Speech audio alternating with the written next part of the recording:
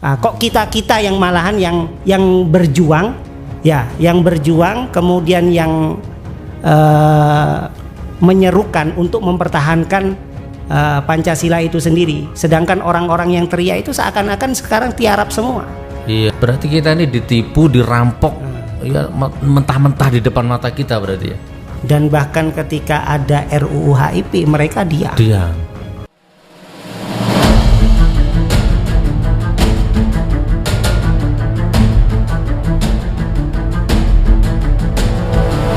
Assalamualaikum warahmatullahi wabarakatuh. Selamat datang di acara Ngobrol Menembus Batas bareng Gus Nur.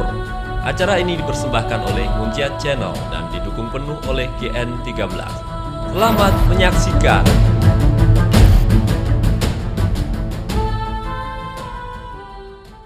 Assalamualaikum warahmatullahi wabarakatuh. Waalaikumsalam warahmatullahi wabarakatuh. Alhamdulillahirabbil alamin. Ya Allah, bersyukur kepada Allah. Allahumma sholli ala sayyidina Muhammad, bersolawat kepada Nabi. Saudaraku semua, ketemu lagi di program Ngobrol Menembus Batas ya bareng Gus Nur. Namanya menembus batas berarti tidak ada tedeng aling-aling, tidak ada sensor, tidak ada edit, halus, kasar, kromo inggil, blokosuto, cerwa, itu tergantung momentumnya. Nggak ada yang salah di dunia ini ya, tergantung momentum, tergantung kebutuhan. Kalau Anda lihat kemaksiatan, kemunafikan, kemungkaran, maka Anda harus keras dan lantang, kan begitu? Tergantung kebutuhannya saudaraku ya. Dan Anda harus santun, Anda harus sopan, halus, lemah lembut ketika Anda berada di depan orang tua, fakir miskin, kaum du'afa ya, kepada orang-orang yang baik, maka Anda bersikap baik. Ya, saudaraku, malam ini kita kedatangan tamu ya, tamu yang Masya Allah luar biasa, darah Madura. Jadi ini cocok sama saya nih ya, darahnya darah Madura. Tembeng odi apote matah, bengok mate apote tolang. Itu prinsipnya orang Madura begitu ya. Nah, beliau juga terkenal kritis, beliau pegiat media sosial ya. Nanti kita tunjukkan nama akun Facebooknya, antum bisa follow, antum bisa ikuti beliau, dakwah-dakwah beliau, dan insya Allah beliau satu barisan dengan kita ya, yaitu barisan yang lurus ya, satu ghirah, satu resonansi ya, satu gelombang insya Allah. Ya, siapa beliau? Kita sambut Ustadz Muhammad Zakaria Al-Ansori. Assalamualaikum Ustadz. Waalaikumsalam warahmatullahi wabarakatuh. Barakallah. Ini beliau. Sudah kenal belum? Viral beliau ini ya. Di Facebook viral, videonya, tulisannya banyak di share. Tidak seviral jenengan. Masya Allah, alhamdulillah ya. Oke, saya dapat informasi tentang beliau ini. Intinya gini, Gus, undang beliau, undang orang ini. Orang ini ya intinya lurus lah ya, akidahnya kuat. Beliau kritis terhadap apapun ya.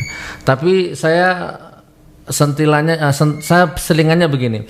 Beliau juga kritis terhadap orang-orang NU, katanya begitu. NU yang garis bengkok, wallahu a'lam bishawab ya. Tapi malam ini kita nggak akan bahas itu.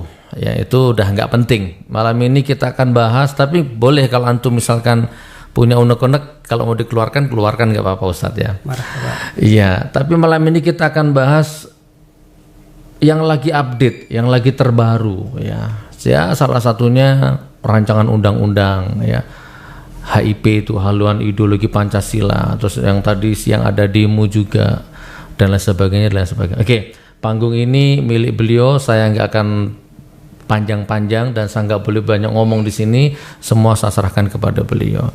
Ustadz, sebelum saya tanya lebih lanjut, Afan Ustadz, dikenalkan Ustadz, antum ini kelahiran mana, latar belakang background apa gitu Ustadz, apa dulu Ustadz? Nama saya itu Muhammad Zakaria Al-Ansori, sesuai dengan akun Facebook milik saya. Jadi saya itu tidak pernah memakai akun-akun abal-abal gitu ya. Asli ya? Asli, jadi foto juga asli. Nah. Ya, jadi tepatnya itu apa yang saya sampaikan itu adalah sesuatu yang hak ya. Meskipun orang itu nerima ataupun tidak, itu urusan mereka. Yang terpenting kita adalah menyampaikan yang memang seharusnya kita sampaikan. Ya, masalah mereka itu tidak mau menerima itu urusan mereka sama Allah. Nah, tugas kita itu menyampaikan. Nah, masalah hidayah itu kan urusan Allah. Masalah mereka mau menerima ataupun tidak menerima itu urusan mereka. Karena kewajiban kita adalah menyampaikan sesuatu yang hak. Itu saja. Masya Allah. Poin pertama ya, akun beliau akun asli, bukan buzzer ya, bukan abal-abal. Tapi kalau Ana sudah nggak bisa di Facebook, Ustaz. Wah, Ana bikin Facebook dihapus, bikin Facebook di-banned. Ya nggak apa-apa ya, barakallah. Kalau ya. jenengan niki kan sekelasnya sama Abu Jandal. Maksudnya viralnya seperti itu. Masya Allah. Ya. Pernah ketemu Abu Janda, Ustaz? Ya cuman lihat-lihat aja. Kalau ketemu pingin saya lempar dengan sandal itu. Masih hidup kalau dengan sandal, Ustaz. Masya Allah. Ya, saya nggak berharap ketemu sih, insya Allah ya. Oke. Muhammad Zakaria Al-Ansori itu nama Facebook beliau, akunnya real bukan akun palsu. Berarti setiap postingannya itu bisa dipertanggungjawabkan gitu ya, Masya Allah. Dan memang iya Ustaz, orang yang tidak punya kepentingan, bukan penjilat, bukan munafik, rata-rata asli semua akunnya, ya kan, Insya Allah begitu. Nah Ustaz, gimana menurut sampean kondisi saat ini, atau yang lagi rame rancangan undang-undang haluan ideologi Pancasila ini Ustaz, sampai hari ini demo besar-besaran di DPR sana. Coba Ustaz, Ana minta wawasannya Ustaz. Sebetulnya ya itu bukan tugas kita sih sebetulnya. Tugas siapa? Tugas orang-orang yang selalu teriak-teriak itu, saya Pancasilais. Ya, kemudian NKRI harga mati. Ya, pada waktu isu-isu itu yang dihembuskan adalah orang-orang HTI yang mau merubah ideologi Pancasila. Padahal merubah ideologi Pancasila itu tidak semudah seperti membolak-balikan tangan. Nah, karena ada konstitusi, ya, ada aturan hukum. Nah, sedangkan yang kita tahu bahwasanya undang-undang di negara kita itu bisa berubah dengan orang-orang yang duduk di parlemen, kemudian orang-orang yang duduk di pemerintahan. Cuman yang saya herankan ketika isu RUU HIP ini berkembang, kemudian menyebar luas ya, orang-orang yang selalu teriak NKRI harga mati, kemudian saya Pancasilais, ya mereka seakan-akan tidak selantang seperti kepada orang-orang HTI. Bukan saya itu orang HTI, bukan saya itu kelompok daripada HTI, cuman kemana mereka gitu loh. Nah, kok kita yang malahan yang berjuang, ya, yang berjuang, kemudian yang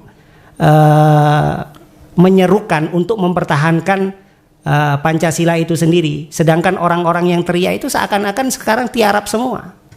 Kan aneh sebetulnya. Bukan aneh Ustadz ya, memang begitulah penjilat Ustadz ya. Oh gitu ya. Ya kan menembus batas Ustadz. Kalau boleh kita sempurnakan, saya Pancasila, saya Indonesia, saya NKRI, saya Jiwasraya. Ya, jadi kesimpulannya jawaban beliau itu sebenarnya ini kesempatan untuk menunjukkan kepada dunia, kepada publik, mana yang berteriak-teriak saya Pancasila, saya NKRI harga mati, mana? Ketika Pancasilanya dirubah, ya kan, diobok-obok, mereka tiarap, nggak tahu kemana. Jadi kita ingat videonya Ahmad Dhani yang kemarin mengenai tentang Rosi, di Ketua Umum GP Ansor, sama siapa itu Marwar Sirait itu. Iya, ngerubahnya caranya bagaimana sama Ahmad Dhani kan? Nggak bisa. Karena segala sesuatu yang ada di negara kita itu kalau ingin merubah ya dirubah dengan secara konstitusi. Itu aja sih. Gitu ya. Tapi yang jelas memang rancangan undang-undang haluan ideologi Pancasila menurut antum sendiri gimana?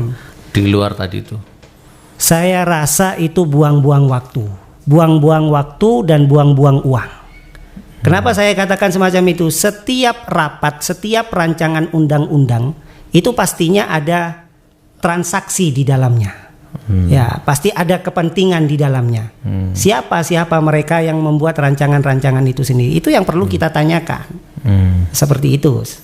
gitu ya. Tapi intinya itu membahayakan ya. Membahayakan karena yang awalnya itu 5 sila menjadi trisila.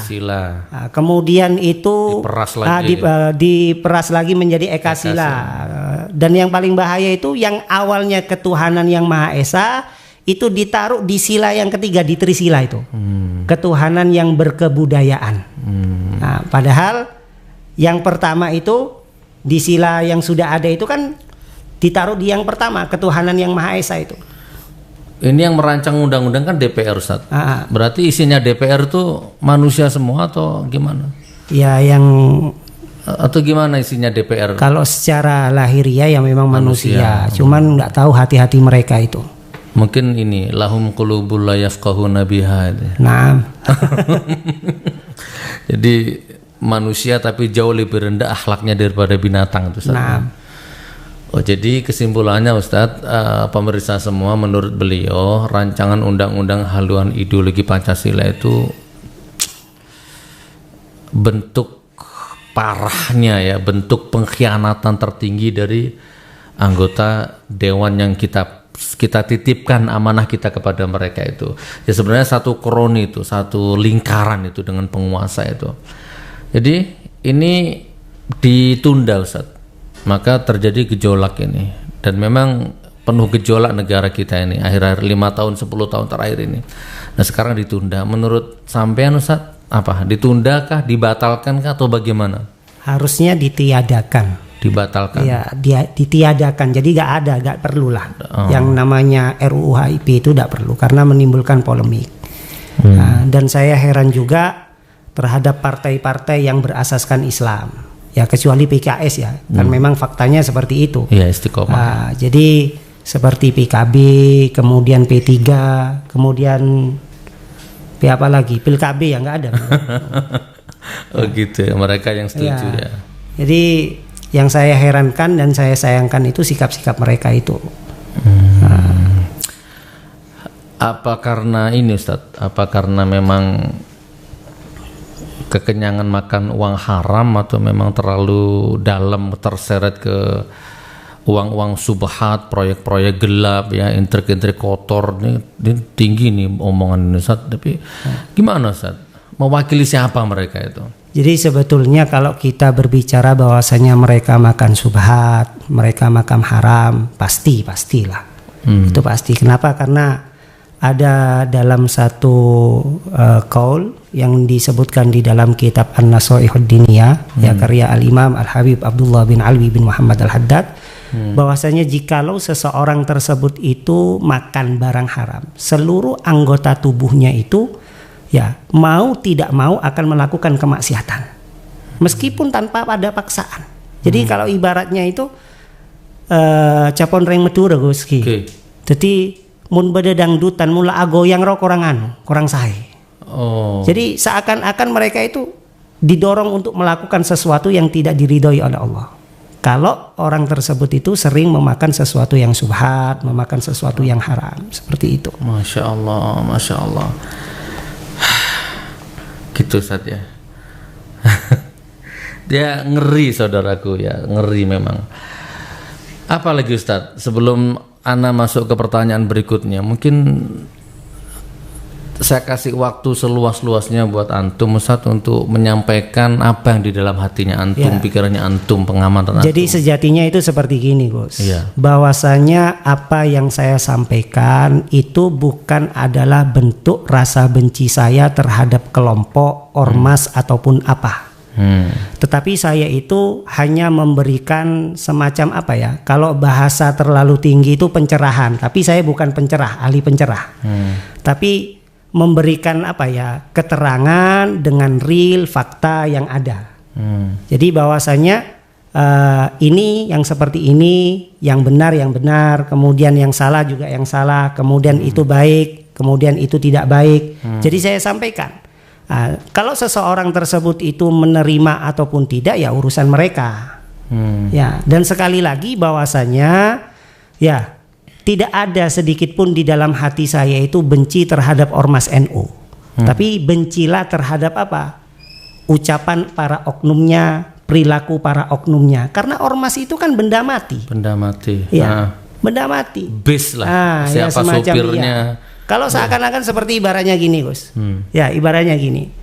Sopirnya sudah bagus. Bisnya sudah bagus nih. Sudah ber-AC. Kemudian setelah itu di dalam bis tersebut itu terdapat sopir, tapi sopirnya ugal-ugalan. Yang kita salahkan bisnya apa, sopirnya sebetulnya? Sopirnya. Bahkan mabuk. Seperti itu. Jadi tidak ada rasa. Kemudian saya tegaskan lagi di sini ya, bahwasanya saya itu bukan anggota FPI. Ya, bukan anggota FPI. Jadi seakan-akan sesuatu yang saya buat ini mewakili FPI. Iya. Jadi sekali lagi jangan sangkut pautkan dengan FPI. Ya, jadi jangan sangkut pautkan dengan FPI. Ya, karena saya memang karena saya itu respect sama FPI. Selama ini dengan perjuangannya beliau, khidmat beliau kepada masyarakat, khususnya kepada umat Islam. Ya, seperti itu. Nah, cuman orang ini salah kaprah, seakan-akan seperti ketika saya membuat sesuatu yang kekhilafan, kesalahan, kemudian di blow up bahwasanya saya ini orang FPI dan semacamnya. Tidak ada. Bahkan saya pernah menulis tunjukkan, buktikan bahwasanya saya itu anggota struktural di FPI. Ya, saya kasih uang 10 juta. Cash sudah. Ya, kalau seandainya bisa menunjukkan. Nah, cuman saya itu memang respect. Ya, kalau diundang FPI saya datang, diundang orang NU pun saya datang gitu loh. Bahkan di pengajian-pengajian yang di rumah itu, ya itu ada satu musola itu pengurusnya juga pengurus orang NU gitu loh. Iya. Jadi sebetulnya dengan orang NU sendiri sebetulnya saya tidak ada masalah. Cuman yang bermasalah itu adalah kepada orang-orang yang fanatik buta itu, ta'assub. Ya, ta'assub. Jadi mereka itu tidak bisa memilah-milah, tidak bisa membedakan mana yang baik, mana yang benar gitu loh. Seperti itu sih, Gus. Berarti satu nasib sama anak ya.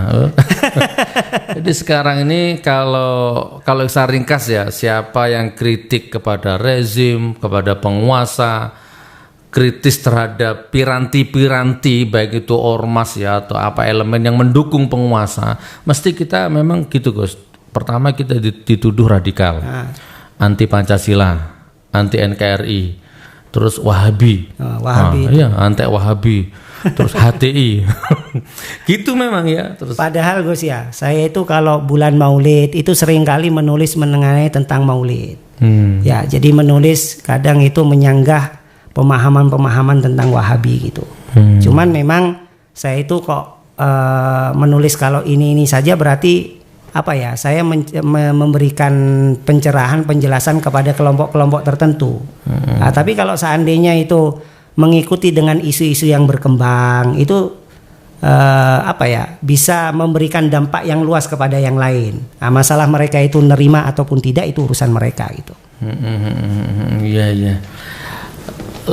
Kalau kita sederhanakan kan memang yang disampaikan beliau itu sebenarnya coba pakai akal, nggak perlu profesor lah, nggak perlu doktor, pakai akal lah. Yang membuat bangsa ini kacau misalkan carut marut ya, banyak utang, pertengkaran di mana-mana, korupsi di mana-mana, itu kan siapa yang menyebabkan? Kan bukan FPI, bukan HTI. Bahkan sejarah mencatat itu pengkhianat bangsa itu ya G30S PKI, nggak ada G30S HTI kan nggak ada, Ustaz. G30S FPI nggak ada, G30S Khilafah nggak ada. Ya, yang jelas ya G30S PKI. Dan buka sejarah kan, Jiwasraya, Meikarta, reklamasi, EKTP, bus Transjakarta, apa lagi Ustaz yang antum ingat Ustaz? Dan mereka rata-rata rata-rata ya aku Pancasila, aku NKRI. Kemudian yang terakhir itu dana untuk penanganan virus corona itu 400T. Dengar-dengar ditambahi lagi katanya. Kemarin sudah saya bahas itu di Ngaji Segoro itu. Itu ya, terus ya itulah Ustaz, memang menyedihkan kita hidup di negara yang seperti ini. Sementara kalau kita kritis radikal. Masya Allah. Baik saudaraku ya, itu sekilas kita udah paham pandangan beliau bahwa rancangan undang-undang apa tadi, rancangan undang-undang haluan ideologi Pancasila menurut beliau ditiadakan ya, dibatalkan, ditiadakan ya. Bukan beliau saja, saya iya, seluruh rakyat iya, gitu, seluruh komponen iya. Khususnya umat Islam. Khususnya umat Islam, MUI iya, semua.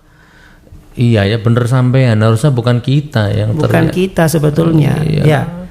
Kok malahan tugas kita yang menyerukan untuk menolak RUU HIP itu? Iya, bukan mereka yang saya Pancasila.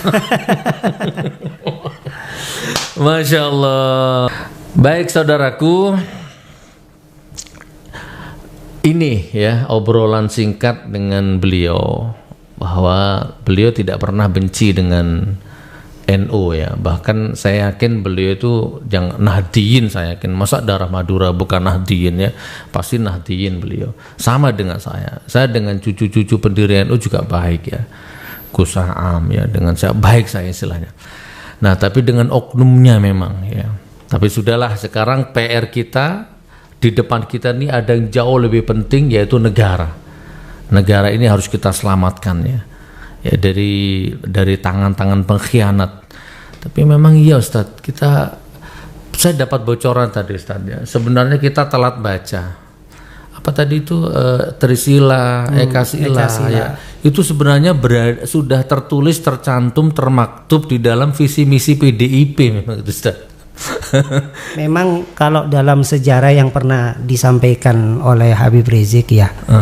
Ya, Habib Rizik menyampaikan, dan itu dalam catatan sejarah ya, bahwasanya sebelum kemerdekaan itu ya Soekarno ya, Bapak Proklamator itu ya itu awalnya memang ketuhanan itu tidak disebutkan yang Maha Esa. Jadi ketuhanan bahkan itu ditaruh di sila yang paling bawah. Kemudian ya adanya setelah itu ada revisi, ada Piagam Jakarta. Piagam Jakarta pada saat itu juga dihadiri tokoh NU, bahkan putra daripada Mbah Hasyim Asy'ari, yaitu Kiai Wahid Hasyim. Ya juga tokoh Muhammadiyah, Kiai Mudakir, terus siapa lagi itu yang disebutkan, lupa saya. Nah itu juga sebelum 17 Agustus. Ya Piagam Jakarta itu sebelum 17 Agustus. Ya 1945. Tujuannya apa? Tujuannya supaya ketika bangsa ini merdeka, maka sebagai pedoman. Nah, dan di situ Bung Karno tanda tangan. Nah, jadi sudah sepakat sebetulnya. Nah, setelah itu diproklamasikan 17 Agustus, kemudian ya pada tanggal 18 Agustus ya.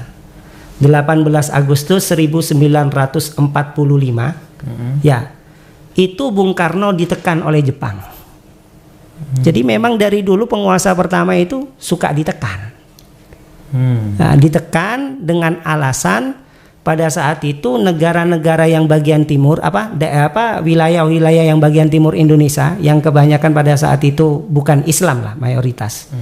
Nah, itu tidak akan menggabungkan diri terhadap NKRI kalau ya sila yang pertama tidak dirubah. Karena pada sila pertama itu disebutkan ketuhanan yang Maha Esa itu menegakkan syariat-syariat Islam. Nah, akhirnya diagendakanlah rapat. Ya, diagendakanlah rapat pada tepat itu tanggal 18 Agustus 1945. Jadi 1 hari setelah kemerdekaan. Nah, di situ ya tidak tidak dihadiri oleh putra daripada Mbah Hasyim Asy'ari, yaitu Kiai Wahid Hasyim, itu tidak dihadiri beliau. Ya, jadi ulama-ulama yang yang menyetujui dan mendatangani Piagam Jakarta itu sebagian besar tidak ikut hadir. Entah itu tidak diundang atau mereka nggak mau hadir atau bagaimana, wallah alam itu kejelasannya. Ya, cuman yang jelas beliau-beliau tidak hadir gitu dalam sidang tersebut. Akhirnya dirubahlah menjadi ketuhanan. Tetap pada saat itu Bung Karno hanya memakai ketuhanan. Akhirnya tokoh Muhammadiyah itu siapa? Ki Bagas ya. Ki Bagus Sukmo itu mengusulkan ada kalimat yang Maha Esa. Ya, jadi awalnya kan syariat. Kemudian yang Maha Esa berarti ketauhidan, yang artinya tunggal. Jadi ketuhanan yang Maha Esa. Nah, jadi syariatnya dihapus, tapi ketauhidannya itu tetap ada. Jadi sebetulnya kita berterima kasih kepada tokoh Muhammadiyah tersebut ya, yang memperjuangkan ada kalimat Tuhan yang Maha Esa. Sekarang mau dirubah, kalimat yang Maha Esanya itu nggak ada. Jadi diganti ketuhanan yang berkebudayaan. Yang mau merubah kita sudah tahu, tapi nggak ada salahnya kita tanya. Yang mau merubah siapa, Ustaz? Ya, kalau yang merubah secara informasi-informasi yang saya dapat yaitu orang PDIP lah. PDIP ya, rata-rata. Yang lain mendukung gitu ya. Karena apa ya? Karena mungkin mereka itu kalau kita berbicara dengan perkebudayaan itu di Indonesia ini kan banyak Islam abangan, Ustaz. Jadi mungkin ini ya. Jadi seperti nyembah pohon ataupun apa yang semacamnya itu, jadi itu dianggap budaya. Jadi berketuhanan yang berkebudayaan. Ketuhanan yang berkebudayaan semacam itu. Masya Allah. Baik. Sebelum saya bertanya selanjutnya, ada 2 pertanyaan lagi. Sebelum saya bertanya, saya ingin istilahnya ya, menegaskan lagi ya, bahwa yang ketangkap KPK ya kan, yang dipenjara itu bukan HTI, bukan FPI. Saya jelaskan ya, yang OTT KPK yang dipenjara itu adalah yang saya Pancasila. Ini harus saya ulang-ulang ini ya, supaya seger pikiran kita itu. Jadi kita jangan lagi mau diadu domba, digiring-giring seolah-olah umat Islam ini radikal gitu kan. Oke, kurang lebihnya seperti itu. Ustadz, apa itu 2 pertanyaan Ustadz? Yang tadi itu kan badan rancangan undang-undang ya. Nah sekarang BPIP Ustadz. Ini BPIP kan juga lahir di rezim ini. Sebelum ada rezim ini kan belum ada BPIP itu dengan gaji yang ratusan juta. Saya dengar-dengar sekarang ada pensiunan PNS tuh yang akan dipotong ya, macam-macam lah. Padahal kalau menurut hemat saya BPIP itu dibubarkan insya Allah akan hemat berapa miliar kan, berapa triliun. Bahkan sempat bikin konser kemarin dengan modal berapa, nggak balik juga kan modalnya, bahkan rugi. Oke Ustaz, singkat Ustaz, BPIP menurut antum bagaimana Ustaz? Sebetulnya selama ini BPIP itu dibuat dengan isu adanya radikalisme. Jadi mereka buat semacam struktural di dalam BPIP yang diprakarsai oleh Megawati ya. Ketuanya kan Megawati, kemudian juga diisi oleh Ketua Umum PBNU Said Agil Sirot. Kemudian juga pada saat itu pernah diisi oleh Kiai Ma'ruf Amin juga ya, sebelum jadi wakil ya. Kemudian setelah itu di dalamnya itu juga ada wakil presiden juga, mantan wakil presiden Tri Sutrisno. Kemudian ada lagi yang yang lagi viral sebelumnya itu Pak yang jadi UIN di Sunan Kalijaga Jawa Tengah. Itu? Pak Yudian kalau nggak salah. Pak Yudian itu juga sebagai anggota BPIP yang mengatakan bahwasanya nggak masalah zina, yang penting suka sama suka. Nah, semacam itu. Terus agama musuh Pancasila itu ya? Semacam itu. Jadi sebetulnya mereka dibuat itu hanyalah untuk mengalihkan isu yang utama. Itu. Ya. Kemudian bahwasanya dibuatlah bahwasanya Pak Jokowi ini adalah orang yang paling paling mampu di dalam menangani radikalisme ya. Kemudian orang yang mampu membasmi orang-orang yang merubah ideologi Pancasila. Tetapi kenyataannya ketika rancangan undang-undang HIP ini dibuat, ya mereka itu diam. Ya, jadi seakan-akan fungsi dan tugas mereka itu seakan-akan tidak berfungsi. Jadi lebih baik ditiadakan ataupun dibubarkan. BPIP. Karena mubadir lah. Ya. Karena yang dipakai gaji mereka itu uang kita, Gus. Ratusan juta. Kita bayar pajak mobil, kita bayar pajak rumah, ya. Itu kan dari uang kita. Dan itu akal-akalan berarti Ustaz. Radikalnya nggak ada, terorisnya nggak ada, ya. Mereka yang lempar isu radikal, mereka tuduh satu pihak atau kelompok radikal, dibikinlah badan seolah yang menanggulangi radikal itu gitu ya. Dan digaji ratusan juta. Ratusan juta. Berarti kita ini ditipu, dirampok, ya mentah-mentah di depan mata kita berarti ya. Dan bahkan ketika ada RUU HIP mereka diam. Nah, itu. Dan yang paling lucu itu pernyataan dari Ketua Umum PBNU ya. Kenapa saya katakan lucu? Bahwasanya RUU HIP itu membahayakan. Ya, saya sepakat dengan kalimat yang membahayakan, konflik lah, menimbulkan konflik, itu satu. Kemudian yang kedua itu memunculkan Orba. Ini apa? Jadi seakan-akan rancangan undang-undang HIP itu seakan-akan dibuat oleh Orde Baru. Ya, jadi kroni-kroninya Pak Harto ini yang membuat rancangan undang-undang. Padahal kalau kita lihat orang-orang yang membuat itu sendiri adalah orang yang benci terhadap Orba itu sendiri. Pokoknya sekarang ini senjata makan tuan semua, Ustaz, kalau saya simpulkan. Kemunafikan, kebejatan mereka itu dikelupas semua dengan Allah sekarang kalau saya simpulkan ya. Jadi BPIP itu adalah sama ya berarti ya. Mereka lempar isu radikal, kemudian mereka bentuk badan yang menangani radikal itu, padahal itu juga sinetron mereka kan begitu ya. Itu saudaraku ya, barakallah. Ya, yang terakhir Ustaz. Pernah nggak antum dipersekusi, Ustaz? Kalau dipersekusi itu sejatinya kalau di Facebook dipersekusi dengan cara dibanet. Oh, ya, gitu. Jadi akun saya itu mungkin sudah akun yang ke-30 berapa lah. Masya Allah. Jadi ini akun yang keberapa? Berarti nggak fair ya? Iya. Seperti itu. Oh, karena mungkin ada Menkominfo itu ya? Mungkin bisa jadi. Sudah bagian dari rezim juga ya. Oh, jadi dipersekusi hanya media aja. Orang fisik atau mental? Kalau orang fisik itu alhamdulillah sampai sekarang itu tidak. Karena saya yakin bahwasanya orang-orang NU itu masih punya adab, masih punya akhlak gitu. Jadi itu saya lebih senang untuk berdiskusi dengan mereka. Berdiskusi dengan mereka tentang apa? Ya tentang oknum-oknum yang mereka bela. Jadi yang kita bahas ya mengenai tentang oknum-oknum mereka yang mereka bela itu saja. Bukan yang kita bahas mengenai tentang amalia NU. Ya kalau amalia NU konun asas daripada pendirinya tidak ada masalah gitu loh.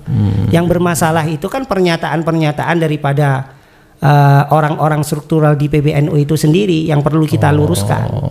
Benar. Seperti itu. Berarti informasi yang masuk ke saya benar. Undang Gus itu Muhammad Zakaria Al-Ansori itu kritis dengan oknum-oknum NU gitu yang masuk ke meja saya. Baik Ustadz ya, insya Allah cukup sampai di sini obrolan kita. Mudah-mudahan apa kata beliau tadi, tugas kita hanya menyampaikan ya, yang penting bukan akun palsu, hak batil. Nerima atau tidak itu sudah ranahmu dengan Allah. Tugas kita hanya menyampaikan. Tapi yang jelas acara ini independen Ustadz. Tidak disponsori partai, tidak disponsori politikus, tidak disponsori apapun. Ini independen, gitu ya. Ya hanya disponsori GN13 inilah ya, Masya Allah. Baik Ustadz, sebelum saya tutup, ini ada kenang-kenangan dari Ana Ustadz. Masya Allah. Ini produk-produk Ana Ustadz, mudah-mudahan bermanfaat. Saya explore satu-satu. Ini yang mensponsori acara ini Ustadz ya. Yang pertama ada kartu Ustadz. Nah ini ada kartu GN, Afan, ada foto Ana Ustadz ya. Masya Allah. Ini bisa untuk belanja di Indomaret, di Alfamart, di Tokopedia, bisa bayar kereta api, bayar hotel, bayar apapun saja, termasuk e-tol. Masya Allah. Ya, Masya Allah. Nah ini ya cuman sekarang ada saldo cuma 20.000 Ustaz. Nanti diisi sendiri saldonya di top up. Nih ya Ustaz ya, insyaallah kenang-kenangan mudah-mudahan manfaat. Amin. Ini salah satu produk GN. Ini kita jual belikan Ustaz dan seluruh keuntungannya kita pergunakan bangun pondok pesantren ada di Turen di Malang. Masya Allah. Ya. Terus ini ada flash disk. Nanti kalau salah Anda dikoreksi, isinya amalan-amalan untuk merubah nasib dari miskin menjadi kaya, dari pecundang menjadi pejuang, semua ada di sini Ustaz. Nanti kalau ada yang salah Anda diingatkan Ustaz ya. Sekarang antum sudah punya kartu transaksi elektronik ya, GN13.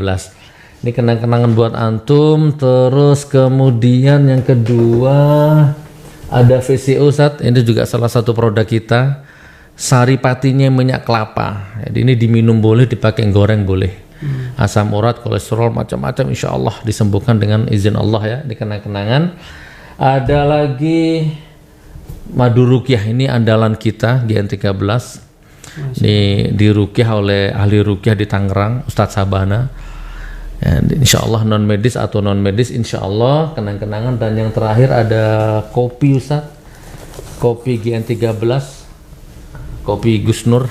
Masya Allah. Ini kalau diminum tanpa gula insya Allah bisa jadi penyembuh insya Allah.